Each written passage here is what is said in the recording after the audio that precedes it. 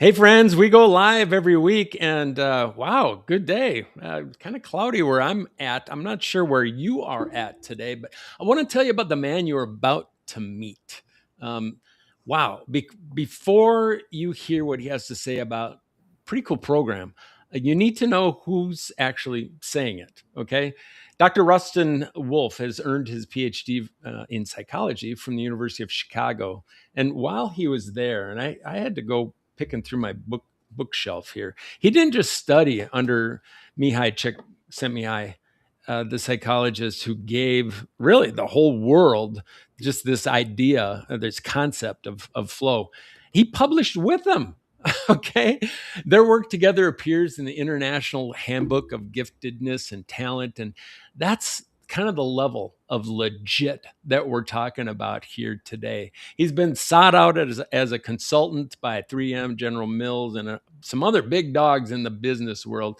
He's a certified facilitator of creative problem solving. And today, he is a core professor and assistant director of the EDD and leadership program at St. Mary's University in Minnesota, where he teaches creativity and innovation, organizational development, research methods, and probably a few other courses that most accomplished leaders in education, healthcare, nonprofit, and corporate sectors are definitely benefiting from. And he chose this work. That's what I want to point out.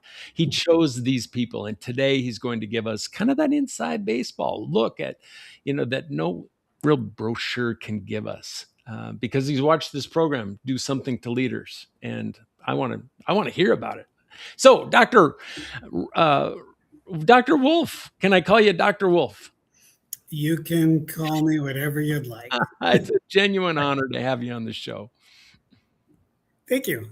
It's a pleasure. I think I'd be comfortable just letting you keep talking the way things are going so far. Oh my goodness, and that backdrop, you just got to tell our viewers right now. It's like this dude's got a pretty cool home. Actually, I think it's his office. Okay, it's his office. Give us the 20 to 30 second. Just over. Where are you? The university owns an historic building on our campus, and they've got about a dozen of us, including our department, the EDD program, in this building. So if you can make it by in person, we'd love to have you over. We can show you around. A place we're seeing.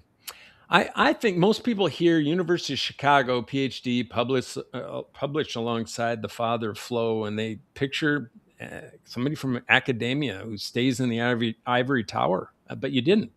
You've consulted for 3M, General Mills, St. Paul Pioneer Press. You're a certified facilitator in creative problem solving. What drove you out of that tower and into organizations, boss? I was never in the tower.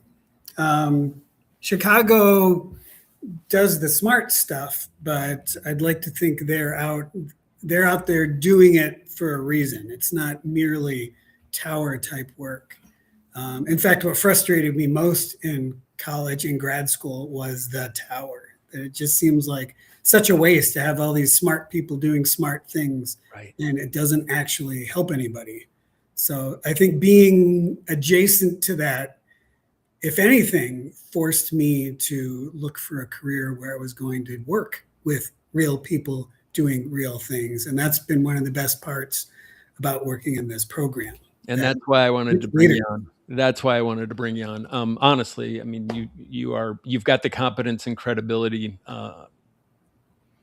beyond most people that I have in Thank these you. little lives. So I want to talk about this, not necessarily the book, but the concept and the Sure. work that you did with Chick Semi.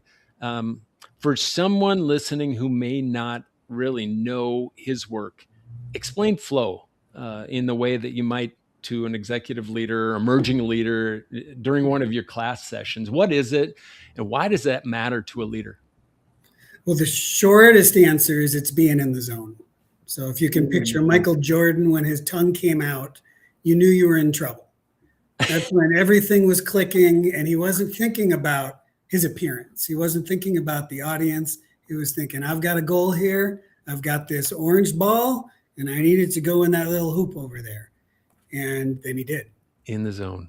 So In the it's zone. when time just kind of flies by or slows down, when you're completely concentrating on the task at hand and you aren't even thinking about what you're going to get out of it afterward because you're so focused on the task itself.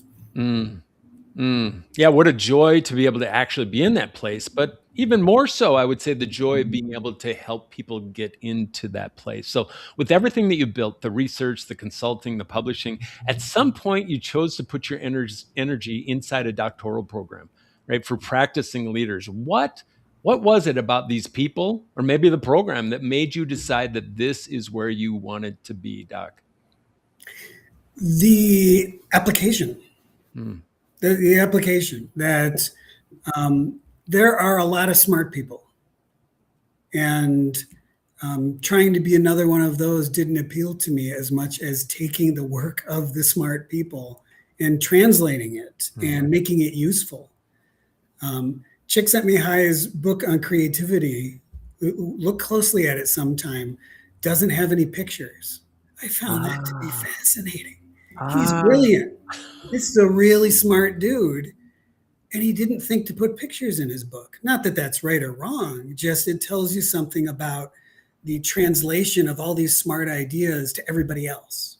And so I lean a little right brained, and putting in the images and talking to people about these things. I use different words than he used.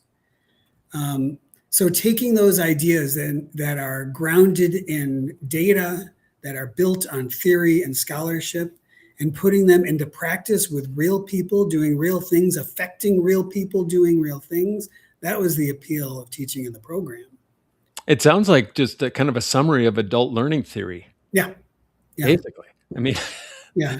you've seen what happens to senior leaders inside traditional doctoral programs, right? The that sometimes it's the attrition, and the data speaks for itself. The Sunday nights, the slow realization that the program wasn't really built for me and my lifestyle. What does St. Mary's actually get right that others are getting more wrong?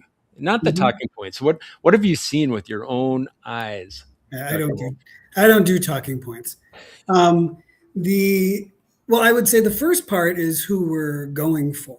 So our target population isn't necessarily the elite ivory tower types anyway.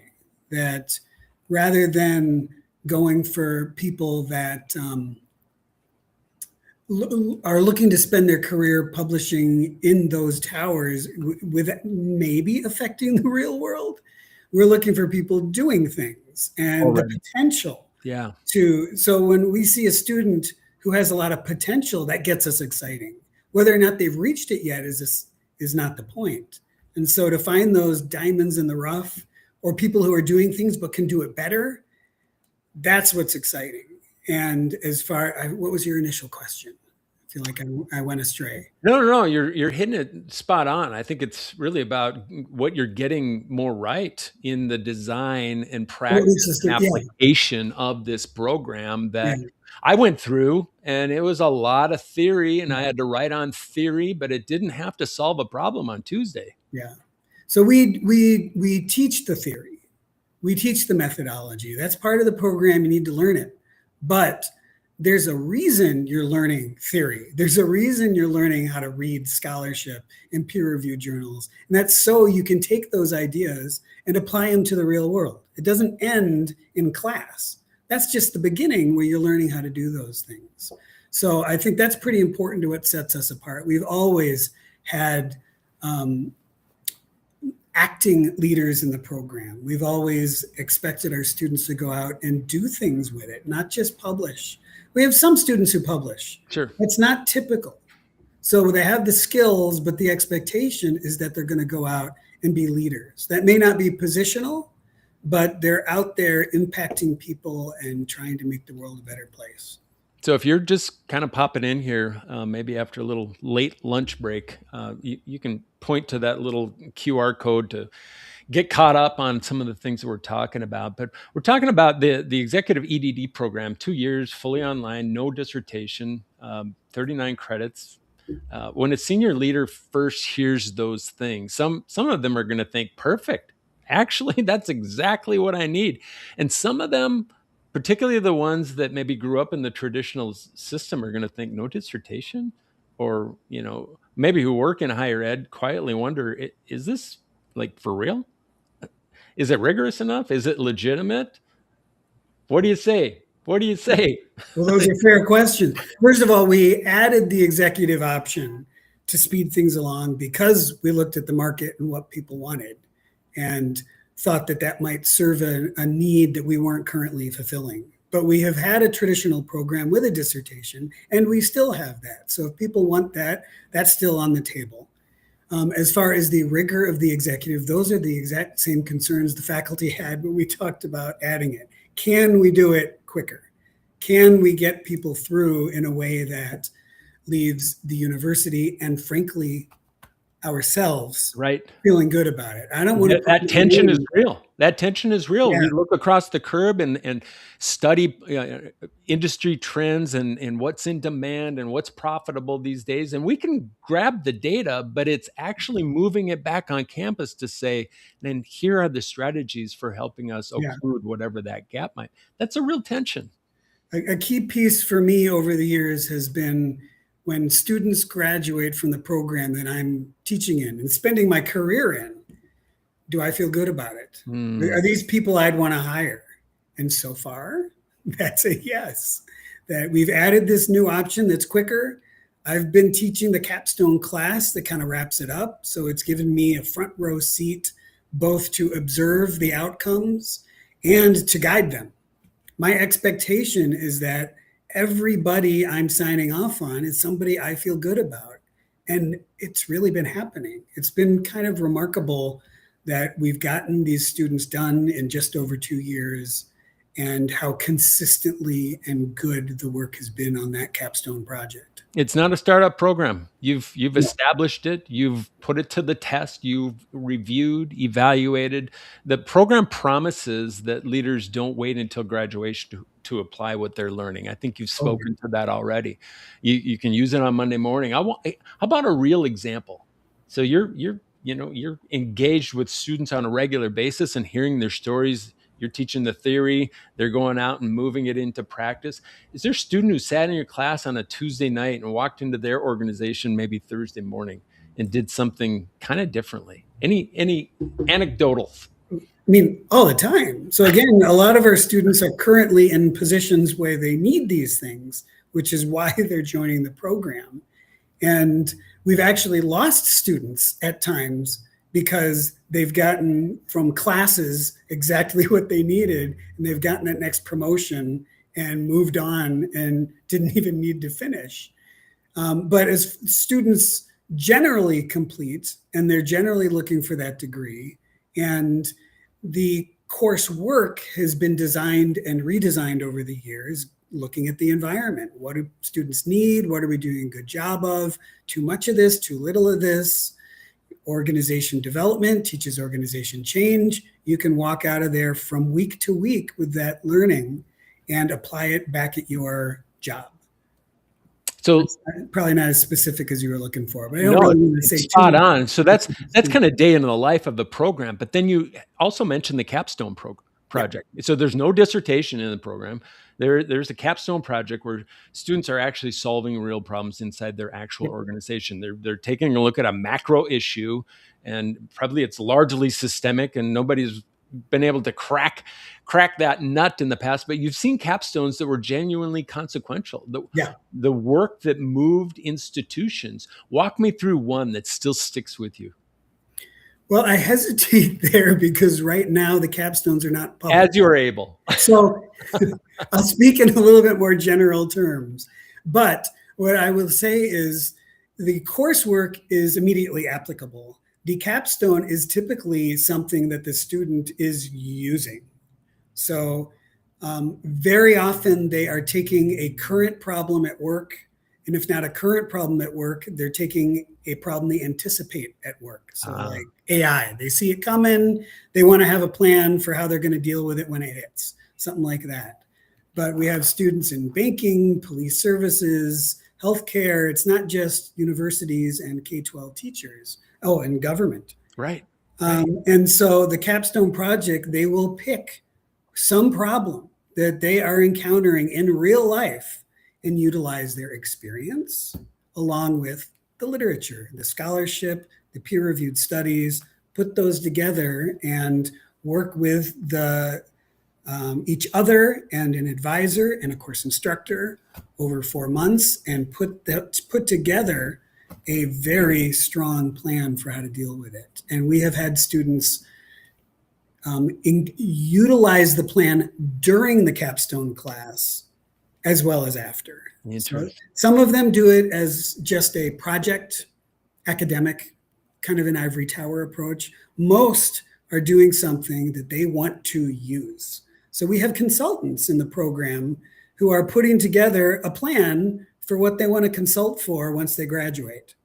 And then when they graduate, they've already got their plan ready to go. Then they can start That's implementing it. fascinating. When Yeah, you think about the level of scholarship that's going into the program, but then the level of practice that can actually monetize something on the other end of it, that's where all the world would be saying, "Yeah, yes, please." Yeah, but also the cohort nature of the program. It's a cross sector of really all sectors, right? With that added yep. benefit of having student leaders from other countries, all learning together. Is that legit?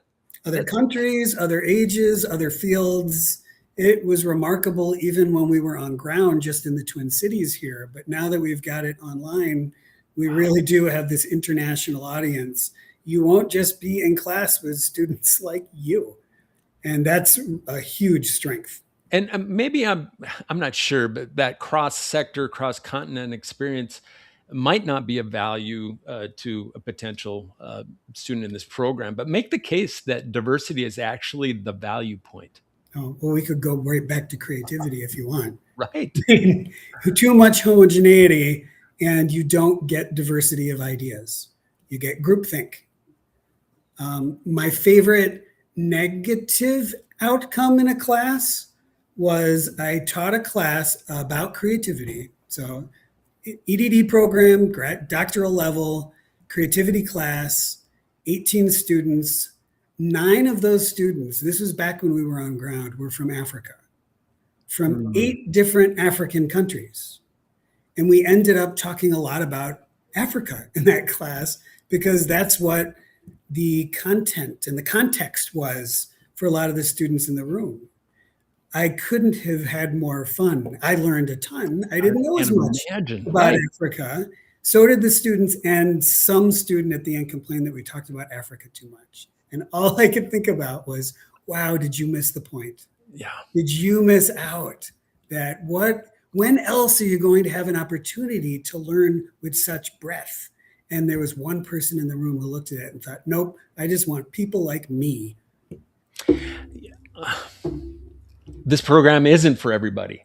And for that very, very reason, I would, I'm not going to double click on that anymore. But you've had students arrive with real doubt, right? Kind of in that prospecting phase of about timing, about whether they can manage it all, about whether the program really fits their life, or that it can be demanding enough to be actually worth it. What does it look like when that person turns the corner? Walk me through Oh, what you that's actually amazing. observe. Yeah. Yeah. So, I mean, I would say the biggest fear is returning students. So there's something about, and I didn't anticipate this when I started because I went straight through. I went from bachelor's to master's to doctorate to teaching. Okay. And so I never had a break. And what I've found is a couple of years is all it takes for the fear to creep in, for people Mm. to start doubting themselves, even if they were great students. And so typically our students have been out of school for several years, maybe several decades. I've had a couple students well into their 70s over the years. And so when that happens, even though they know they were good, they wonder if they are still good. They wonder what's going to happen. There's something very vulnerable about being back in a classroom. Mm. Mm. And so a big part of the beginning of the coursework is getting your feet back on the ground, reminding yourself that, all right, I can do Yeah. this, Yeah. and balancing that rigor with the support. And without the support, the rigor is going to scare everybody away because it is a high end program. And what about Bob? I think is the movie Baby Steps, Baby Steps. You see him you see him through, right? I wish you had made that comment earlier. Somewhere on my shelf, I bought a fake book from Yeah. that film, like the Baby Steps book. It's powerful. So I have a powerful. notebook that has the cover from the film right over there. So who thrives in this program? You've had a Um, chance to see a lot of faces. yeah, you know what I didn't the previous question you asked, so the magic. And this Yeah. is what's the most fun as I like a challenge. What I don't want personally, this isn't a program comment, this is me. I don't want the average student who does pretty well and there's nothing really to worry about. That's fine. You know, I guess we need those too. But what gets me most excited is the challenge. So the student who has clearly has some ability, but Mhm. also there's some problem, something in the personal life. They struggled at one level. Maybe they grew up with a family that where really common for us to have students where they're the first one in their family to earn a bachelor's, yet a master's or a doctorate. And so they may not have the social support. And so the magic is watching a student who comes in at the beginning and they're worried. Or maybe they aren't skilled. Maybe they are working from a deficit of where you would hope they would be when they start, but they don't quit and they take ownership of things and they communicate with their faculty. And there's that moment somewhere along the way where you can see the light bulb go on. Not only that they know how to do it, but they know that they know how to do it. And that confidence that comes with it is incredible. It makes graduation so special. I was just thinking, you've been at the finish line multiple times, and you've seen the headwaters. You know what, that little drip where it just first started, and it may have been filled with fear and reluctancy, and a lot of coaching to help them understand that you belong here, right? You have what it takes. The final capstone presentations, I'm guessing, have to be just absolutely dripping with joy and pride, not just from the student, but from all the faculty that Yeah. had various touch points along the way. So, yeah, did I define it correctly? Just what that moment feels like, Oh, yeah, looks like? so much emotion. So, I mean, especially when it's been hard, especially when it's taken a long time, especially if there have been obstacles that needed to be overcome. Yeah. There's a financial cost, but that doesn't compare to the emotion and the energy that goes into any graduate program. And so when you start to realize, I'm going to do this, and then when it happens, there's this flood of emotion. Wow. It's Yeah. incredible. And I don't think sometimes students come in with the idea that the faculty are adversarial in this process. Hmm. And that is, I'm sorry they've had those experiences, but we're the cheerleaders. We have the dual roles. We have to make sure they're doing good work, but it's our job to help them do good work. So if they don't end up succeeding, that's a failure on our part too. We're rooting for all of them to succeed. And when that happens genuinely and we all get to say yes, everybody's with you. Oh, I hope you, folks, if you're listening in, and especially if you're one of those students that actually like leaning in right now, going, "Oh, what this program? It sounds too good to be true," and you have faculty that actually care more about the student than they do their content. That's what I'm picking up here. Last question, and I want you to answer on, well, not as honestly as you can, because you've been giving me a high degree of Like I said, integrity. I don't have that switch. It's just Yes. No, what one. keeps you here? You've got the Yeah, credentials, Dr. yeah, Wolf, to do a lot of things. You've done a lot of things. yeah, What is it about being inside this room with these yeah. leaders that makes this work the work that you choose? There was a time when I thought I wanted to be the academic who spent his career publishing in the ivory tower and making a difference at the top to trickle down to everybody else. And I got over that. That what I found is I like to be on the ground with real people making real decisions based on real problems. And there are a lot of good people at this university. And to be able to work with people where I can see it play out. So it's not a doctoral program. The median age is 43. So we get some people in their 20s, sure. Sure. A lot more 30s, 40s, 50s.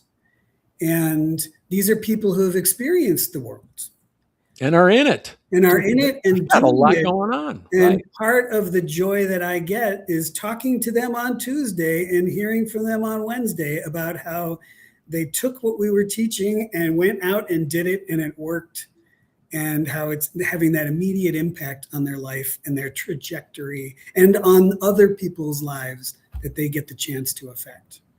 I want to try something. I haven't done this before. I don't want you to talk to me right now. Look in the camera, right? Talk directly to the camera, to the leader who's been watching this Yeah. conversation. They're senior, right? They're accomplished. They're running something real already, and they've been thinking about this doctoral program for years, perhaps Mhm. maybe a decade, right? And they've told themselves, well, it costs too much, it takes too much time, it requires way too much disruption in this season of my life. They found, I think the actually the smarter we get, the better excuses we come up with. That's just my own theory, right? From everything you've watched, from everyone that you've I've seen had go through students do research that confirms that. this. That the research on decision making shows exactly that. That That we can really come up with a lot of garbage in our heads. smarter people don't make better decisions. They just justify their decisions better. So true. So what is that one thing that they're not seeing real clearly? What do you want them to hear? Well, here's where the honesty might not be in my best interest. I'm not pitching you to come here. That I want you to do what's best for you. And I can tell you what the program can do. And if you need that, then great. And if not, I hope I can help you figure out what is the best path. So, what can the program do? If you need a doctorate, there are different reasons to need a doctorate. Credentialing to pitch yourself as a consultant, to get tenure in a college. There are reasons to, a lot of the emphasis is on the skills that you would learn, to which I would say I can recommend books and you don't have to sign up for the program and that costs you nothing. So, but if you need a group of peers to work with and a professor to guide you, then we do offer that. So there are other programs. We're not the only one. Don't have to come to us, but we've been doing this for about 30 years. I've been here for most of it. And our definition of leadership is not positional. You don't need to be in a leadership job to be a leader. Our definition of education is not the buildings. You can educate people without being in a school. So good. My background's athletics. I apply the sports to everything I do. Coaching is leading and teaching. Parenting is leading and teaching. A good manager isn't just managing, they're leading. So anywhere you can look, you should be able to find these things. And if you want to get better at it, or if you want to be credentialed as being better at it, a program, perhaps ours, might be a good place for you to look into. Boom. Dr. Rustin Wolf, you, my friend, are what I think the kids would call definitely legit. Yeah, and very well placed, Doc. I hope you're not going anywhere anytime soon. And I hope your colleagues are, also at the standard that you bring, right? To our audiences. Great people. Yes, and partners out there. Here's what I want you to carry from this conversation. This program is 2 years. If you want to click right over there, there's a QR code. You can click into that and find out more, get the details. It's fully online, no dissertation. There's credits, 39 credits. It starts in the fall. I think there's two starting points, right? There's one in the fall, one in the spring. And inside the program are summer and fall. Somewhere in the fall. Yeah. Okay. Summer and fall. A summer and fall. Got it. But inside the program are people like Dr. Wolf who bring that level of intellectual seriousness, but also that genuine investment in your growth that most doctoral programs cannot match. And if you heard something that connects with you today, right where you are right now, don't let it be another week that just goes by thinking about doing nothing. The link is over there, the QR code. You can click that to get some more information. Go learn more. Talk to somebody from the program. I think that would be highly advantageous to you. Ask the questions. You've earned the right to take this very, very seriously, and your leadership deserves this investment. And so does everybody counting on you to lead. Thanks for joining us today, Doc. Really appreciate it. And to everybody Thank else, you. keep your dukes up and keep learning and leading. Click the link, snap the code. Peace, friends.